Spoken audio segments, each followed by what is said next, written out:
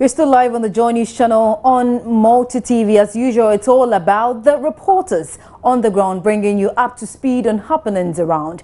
This time around, some of them have been awarded at this year's GJA Awards. They'll be joining me in studio and they will tell us how they did it. My name is Patricia Gasu and this is Reporters Blog.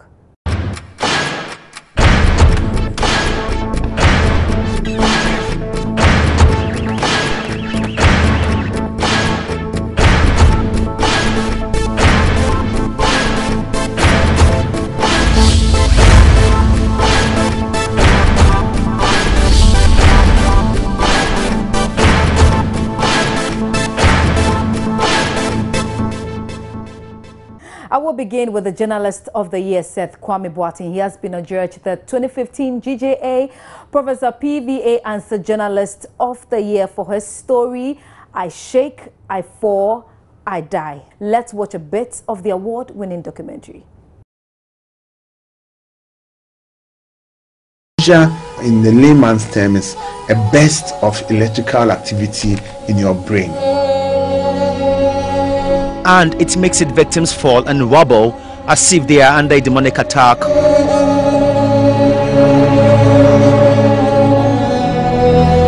when it comes, most of the time she always falls from the bed. Anytime she's coming, she always clap her hands and make noise. The unfortunate ones fall and end up in fire and come up with a lifetime deformity or even death. When they get these extensive burns, they are really horrific injuries and they are very difficult to treat.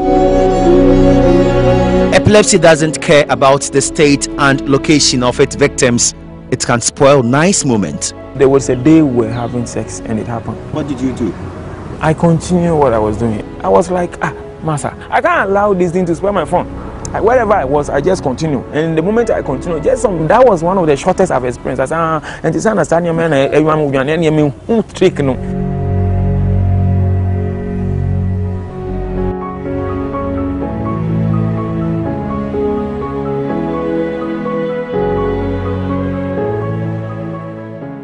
I am Seth Kwame Boateng, and today I will take you through one of the diseases prevalent in Ghana but hardly talked about. Prepare to hear the shocking and heartbreaking stories of people living with epilepsy and the psychological trauma it brings their families. In this documentary, we shall also be learning how to handle persons living with epilepsy.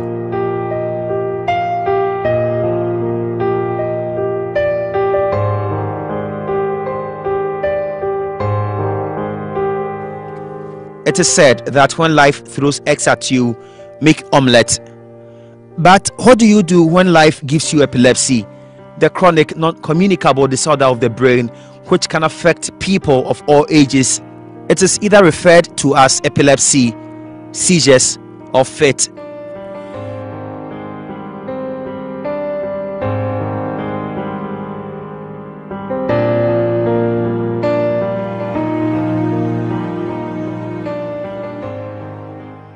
Why do people have seizures?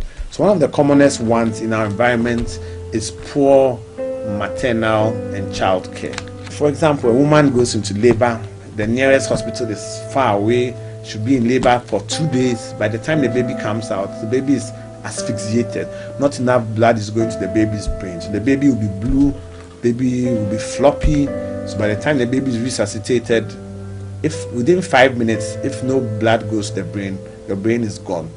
So this baby will grow up, not be able to talk, not able to walk, and the next event is seizures. And these are intractable seizures. 2, one of the biggest causes of seizures amongst our young people is trauma. They fall down from the motorcycles, crash their heads, have head injuries, workers working on platforms falling down from a height without their helmets. These are very common in road traffic accidents. These are the next thing because you have a scar in your brain and that is a nidus for you to get seizures. Seizures that occur from trauma are extremely difficult to treat because there's damage there and it is a continuous process.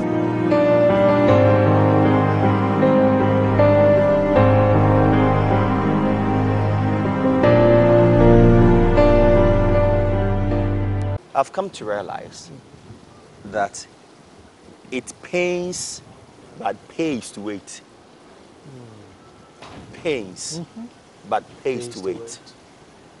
It wasn't easy waiting, but I did. And we can see the results. Sure. So, and also, you see, be happy. You understand with what you are doing. Be happy with the little that you have, and tell God to help you increase it. And never underestimate where you are coming from. If I had underestimated where I was coming from, or where I've come from, I wouldn't have gotten to where I am now. I told myself, anything that happened to me was a stepping stone, a stepping stone, a stepping stone. The speech I read on that day, I wrote that speech 8 years ago. 8 years ago, I knew that one day I was going to receive this ultimate award. I had that positive mental attitude right from the beginning. So 8 years ago, I wrote that speech, and Israelite, Kojo Ponkroma, Samsiladi, anytime I read that speech, they were like, "You are not serious." Yes, 8 years ago. And every year I pick the paper and I add more names. Those who have helped me, I add more names. So that day, last Saturday, when I was going, I picked the paper, I read it, and I added some names. I said, well, in case I win it today, I'm going to mention these names. And I did. God was so good to me. Be positive. Be positive. Know that you can do it. Right. God has been good. Yeah. And I have been positive. Me, I don't know no. If you tell me no, I don't understand. And I hate people who are fond of discouraging others. Even if I'm dying, tell me, Seth, you will live. Tell me, that's what I want to hear. Seth, you will live, you can do it. Give it a try. You can do it. Tell me that. That's what I want to hear. Never discourage me. So I hate discouraging people. I tell them, you can do it. Just try.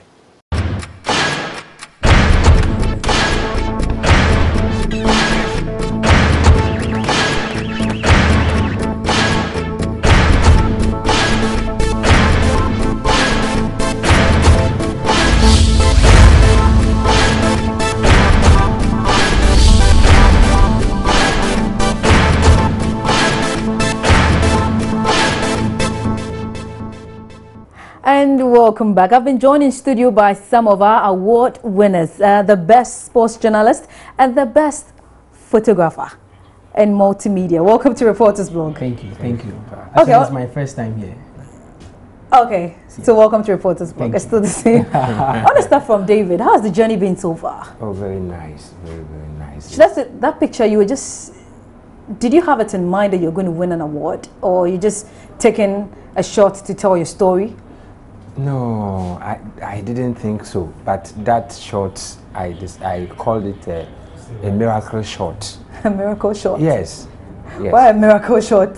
Because that particular day, my job online, we have what is called photo of the week, and that one is an opinionated stuff. Every week, we select one of the best photos to put it out there for our audience to enjoy. So sometimes, if I'm not busy in the studio, I just pick my camera, go rounds and look at exciting scenes or dramatic scenes in town and capture them, bring them to the team members to vet it. Do you have specific areas you go to? No. Or you just get up and then, yes, okay, because today I'm going to Kaneshi, or today I'm going to Choko, then just move around? Yes, and sometimes I don't have anything in mind, but I just go. If I need pictures, I don't wait till I get something, because some of these things, they happen when you are just walking. Yeah. So I don't plan. I just take my camera, just roam and get them. The photo of the week has won you an award. Yes. Okay, Benedict. Yes, my dear. Best sports journalist of the year. Were you expecting it? Well, to be sincere with you, I wasn't really expecting it, but I say glory be to God for how far He has brought us. When I was doing that story, I never had it in mind that I was going to win an award. I was just doing it because I wanted to do something new. I wanted to move from the everyday reporting about players signing for clubs and always talking about teams and players and match officials. I really wanted to do something different. So it was something the Joy Sports team, we sat down, we planned that every quarter we were going to do documentaries, but I took it upon myself that, well, probably let me also look at something that I can do different from what others are also doing. So I started doing documentaries. I did the first one, which actually won me the award, which is Age Cheating. What actually went into that documentary was, you know, when I was growing up, I was hearing about age cheating in, you know, football, junior tournaments. So I really wanted to find out. And the issue was always about how Africans were noted for age cheating, because anytime you mention of age cheating, you don't get the Europeans, you know, you don't get people talking about the Europeans, you always talk about the Africans. So I really wanted to know if truly it existed, and if it did, who are those causing it, and what effect is it having on our football in this part of our world. So that's basically how it all came about. I believe I never thought that I was going to win an award with this. I believe you're using your right age in multimedia. Absolutely, I'm doing that. Okay, so when you went in there, like, to do that particular story, did you get some people falling corporate to this? Of course. I mean, if you have time and want me to tell you all the things, probably maybe I'll tell me some of the interesting ones. I remember I met one match official, you know, his name is Francis Otiakenten. Okay. And he was very happy that I was doing this. I also spoke to Ben Kofi. He happens to be the FA chairman some time back. He was also happy. What I picked from them was that it was not even some of the match officials who were, you know, if I can say, were giving players different ages of that of their original date of, you know, dates or ages that we knew or they knew. At that point, what they told me was that some of their parents rather were pushing the players on them. So if you have a kid who plays football and you know is very good, but is 25 years or is 30 years, and you think that this guy looks smallish, like the way I look, probably maybe you might think that I'm 19 or so, because I'm not sure I will even qualify to play under 18. If I actually look 16. You see, so that was exactly what was happening. And then the man told me that some of the parents were coming there with their children, that, oh, he's good, and that we want you to fix him in the team. Just do that and fix them, and then give them, create an age for them. And and one other thing, there was this gentleman that I spoke to in the documentary who, you know, he was 30, I think he said he was 32, but his football age was 22. So he traveled outside the country. He was playing for a football team in Spain. He got injured, and you know, they know you are 22. So the medication they have to give a 32-year-old will be given to, no, that of a 22-year-old. It's not going to be given to a 32-year-old man. So you get a player with a knee injury because they know you, to them, you've told them that you are 22 years. But originally your date is 32. So what is meant for 22, they are giving to 32. So it was just back and forth, and he just had to bring his career to an end. So you can imagine, you can imagine, you know, David, that particular shot that you had, tell me about it. That day I decided to go to Labadi to just look for a picture from that community. I went there, I couldn't get anything. I continued to the Osu Home School, and that place too, I didn't get anything. So I decided to come back to office. But on my way, I remember that somebody had earlier called me to say that the traders who were trading within the ministry's areas had been ejected. But some of them, they were affected, others were still doing their businesses. Yeah. So that guy told me I should go and see things for myself. So I just decided to go there. When I went there, I didn't see anything. What I wanted to capture was not there. So I decided to just come back to office. So coming back to office, I just passed through Ghana News Agency, the National Theatre. So on reaching National Theatre, I heard some voice. I was just using standard lens, that's the short lens. So I heard the voice, David, change your lens, fix your long lens. So the moment that the voice told you that, yes, I should just fix my long lens, and I didn't waste time. I just fixed the lens. I guess it was your guardian angel then. Yes.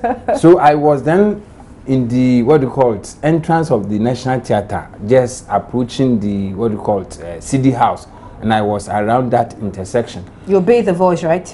Yeah, because the moment I fixed the lens, I heard the noise, bam! Then I saw two motor riders were lying down. I mean, then I took shots. Within few seconds, I had taken plenty shots. And after that, I proved you, I mean, what I did. And I saw the pictures were very nice and very active. Then I picked a taxi to office. When I came, I showed them to Malik, my team members. They were happy. That thing was supposed to be a photo of the week for the coming Friday. But looking at the, what do you call it, the nature of the pictures, these people could not wait. They just forced me to write a photo essay, and then we put those pictures in and publish it. When your name was mentioned at the event, you were not there? I was not there. Where were you? Because we didn't see you. Where were you? It was rather unfortunate. And, where were you? You see, that day I was not late. I took my family to the State House. We were there before the president came.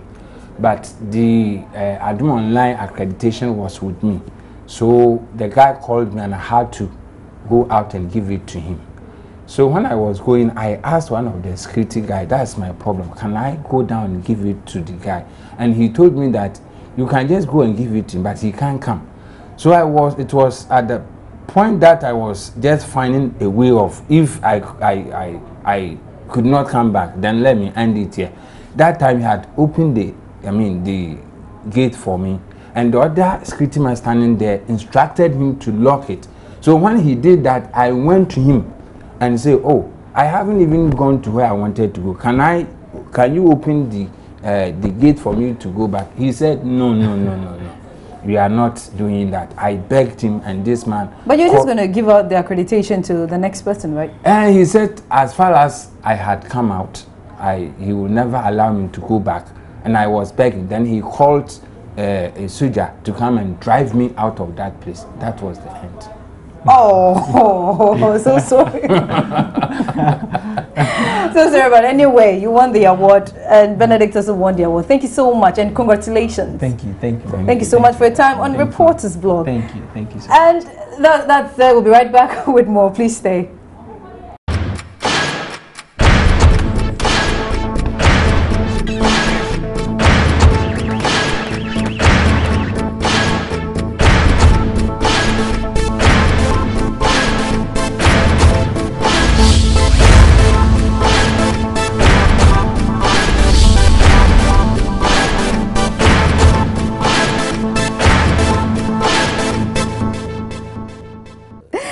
The show is still Reporters Blog with me, Patricia Gasu. I've been joined in studio by Joseph Opoku-Gapo. Congratulations. Gasu, thank you very much. Poor Millionaires. Poor Millionaires, yes. It was a documentary we did last year about the level of poverty in a number of cocoa communities in the Western and Ashanti regions and a few other areas. Poor Millionaires. Why Poor Millionaires? In fact, Poor Millionaires was Fifi Kumson's idea for a title, our Hotline's editor. You know, we christened it Poor Millionaires because we told the story of how in a lot of the cocoa growing communities, where we have communities without very basic utilities, electricity, water, poor educational infrastructure, absence of healthcare facilities, in all of these areas. And these are cocoa growing communities.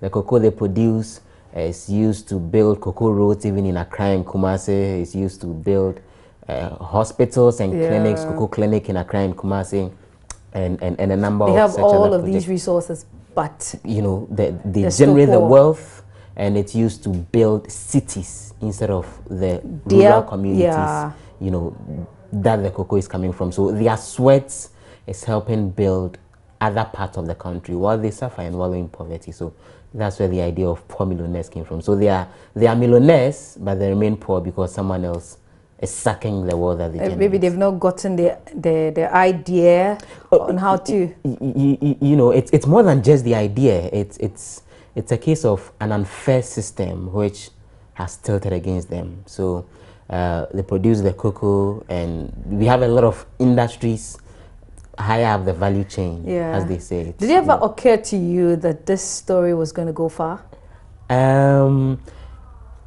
The kind of feedback that we got when we were done with the story, when it was aired, sometime last year, was good. I recall getting calls from some of the cocoa farmers themselves, one way or the other. Either they listened or someone listened and told them, oh, we heard you on Joy FM. And so they called me to tell me about the kind of feedback that they'd gotten.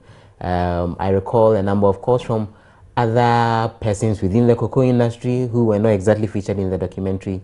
And if you remember, when this documentary was put out, Cocoa Board itself came very hard on us, making a lot of allegations, accusing us of not having basic facts and questioning why we went to specific cocoa growing communities.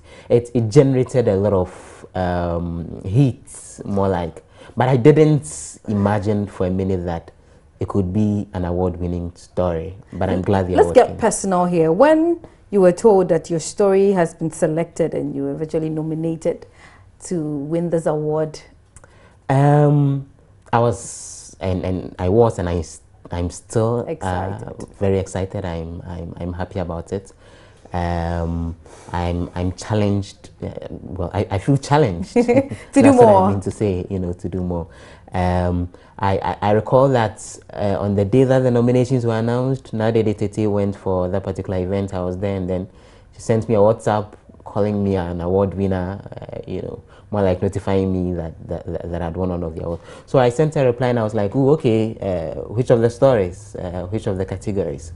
She never replied until I think 4 or 5 minutes to the news bulletin at 4 when she came back.